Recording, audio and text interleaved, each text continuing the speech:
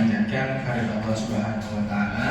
Atas rahmat dan ridhonya kita dapat berkumpul ya, walaupun pada jam-jam seperti disampaikan pimpinan kita tadi, jam-jam kritis, tapi insya Allah hari ini apa yang kita bahas adalah pembahasan yang bermanfaat bagi kita, bagi klinik kita, dan kelangsungan operasionalnya ke depan insya Allah. Kemudian salam berserta salam, marilah sama-sama kita sanjung-sanjikan atas pangkuan Nabi besar Muhammad SAW beserta segenap keluarga, sahabat, serta pengikut setia beliau hingga hari kiamat kelak, dan semoga Allah jadikan kita termasuk dari pengikut-pengikut setia beliau. Amin, amin ya rabbal alamin.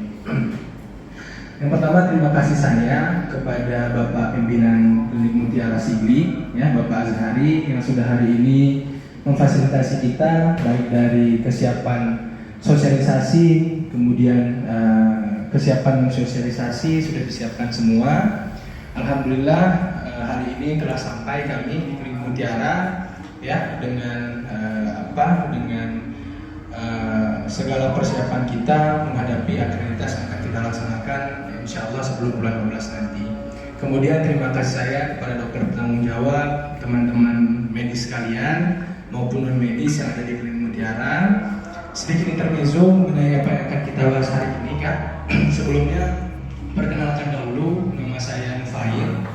Ya, saya mahasiswa di FKU Demak di semester 3. Ya, salam kenal ibu-ibu dokter. Semoga doakan ke depan saya juga bisa seperti ibu-ibu dokter sekalian.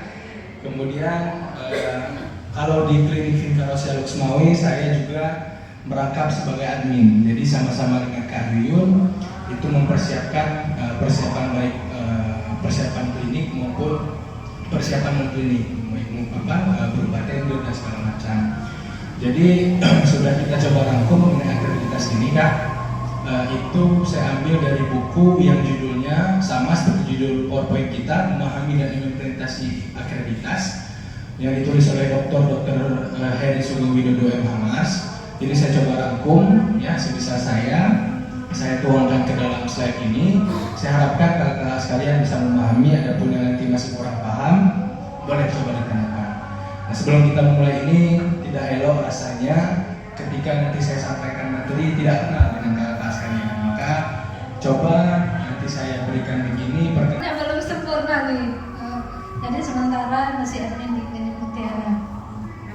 Ya. Lanjut.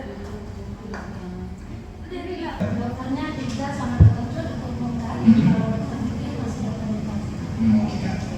ada. Baik, langsung kita mulai saja. Jadi apa yang kita bahas kali ini itu tidak konkret atau tidak sinkron sebenarnya dengan apa yang BPJS nanti akan terapkan. Karena kalau di BPJS itu atau Kementerian Kesehatan itu dia sudah diatur sedemikian rupa sehingga ada elemen-elemen penilaian. 104 elemen penilaian semua.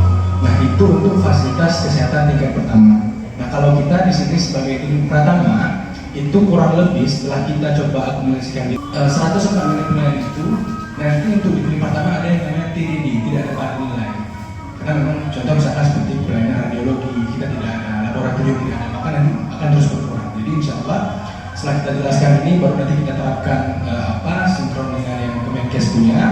Alhamdulillah dokumen semua sudah ada, walaupun ada yang tim TDD, cuman kita sudah siapkan semua. Kalau masalah persiapan, insya Allah sudah semua. Baik, kita mulai kan. Bismillahirrahmanirrahim. Memahami dan implementasi akreditasi Klinik Vinka Rosia. Jadi yang pertama kali harus kita ketahui itu adalah apa sebenarnya akreditas itu. Di sini ternyata ada yang sudah pernah melakukan akreditas mungkin di fasilitas pelayanan lainnya?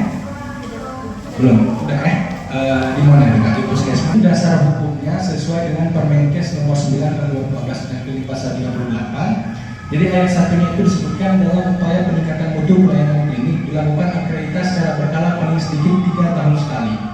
Kemudian setiap klinik telah memperoleh izin operasional dan telah beroperasi paling sedikit 2 tahun, wajib mengajukan permohonan akreditas.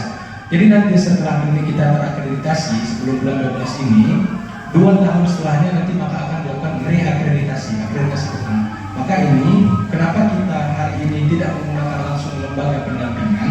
Karena yang kita harapkan bukan apa-apa.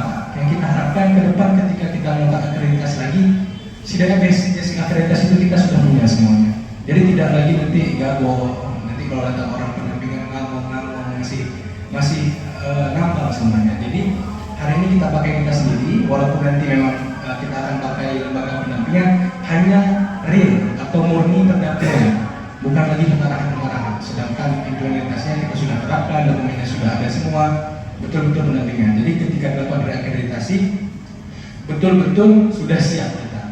Mungkin ada tambah-tambah sedikit nanti kita lengkapi.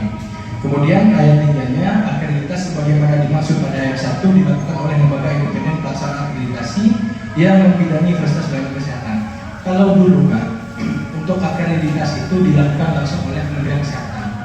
Jadi pihak Kemenkes